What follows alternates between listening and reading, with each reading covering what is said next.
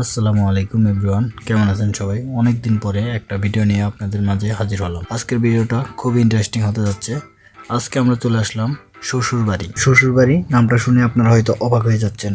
আসলে এটা কোনো শ্বশুরবাড়ি না, এটা হচ্ছে একটা রেস্টুরেন্টের নাম। আর এই রেস্টুরেন্টটি অবস্থিত ভোলা জেলার লালমোহন উপজেলার মঙ্গল শিকদার বাজারে অবস্থিত এই রেস্টুরেন্ট। চলেন আজকে আপনাদেরকে ঘুরে দেখাবো এখানে কি কি আছে, কি কি পাওয়া যায়, খাবারের মান কিরকম, সবকিছুই আজকে আপনাদের সাথে শেয়ার করব। আসলে রেস্টুরেন্টে ঢোকার সাথে সাথে আপনি সত্যি সত্যি শ্বশুরবাড়ি মনে হবে, কারণ এত সুন্দর করে এটা ডেকোরেটর করা, জাস্ট অসাধারণ। আরামদায়ক সোফা এবং বিভিন্ন সাজসজ্জায় সজ্জিত এই রেস্টুরেন্ট।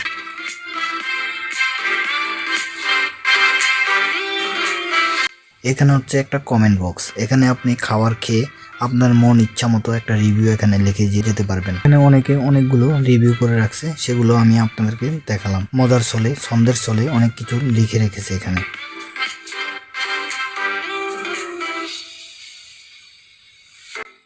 এবার নিয়ে সর্বমোট আমার এই রেস্টুরেন্টে 4বার আসা হয়েছে, তবে আজকের পরিবেশটা একটু বেশি সুন্দর লাগে, তাই আপনাদের সাথে শেয়ার না করে আর পারলাম না।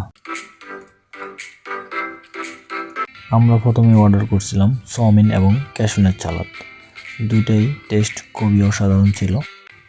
ফার্স্ট টাইম যখন এই রেস্টুরেন্টে আসি, তখন এই রেস্টুরেন্টের খাবারের মান আমার কাছে অতটা ভালো মনে হয়নি, আর তখন আমরা তাদেরকে অনেকগুলো অভিযোগ দিয়ে গেলাম।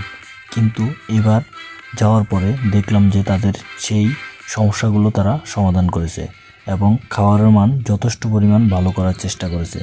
তবে এখনও কিছু কিছু মিস্টেক রয়েছে, সেগুলো আশা করি তারা ঠিক করে ফেলবে খুব তাড়াতাড়ি। তারপরে আমরা চুপ এবং চিকেন ফ্রাই অর্ডার করি। তবে চুপটা স্পেশালি আমার কাছে অনেক ভালো লাগলো। যদি কখনো আপনার যাওয়া হয় তাহলে অবশ্যই চুপটা ট্রাই করে দেখবেন।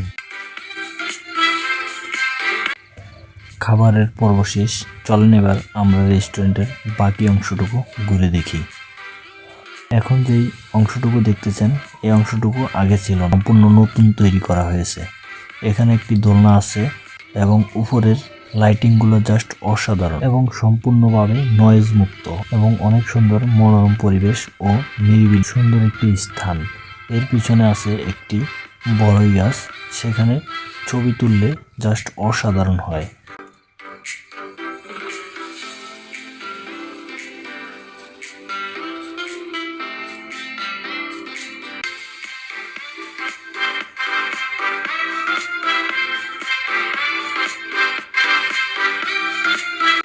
আজকের ভিডিওটা এখানেই শেষ করছি। সবাই ভালো থাকবেন, সুস্থ থাকবেন, সবার জন্য দোয়া।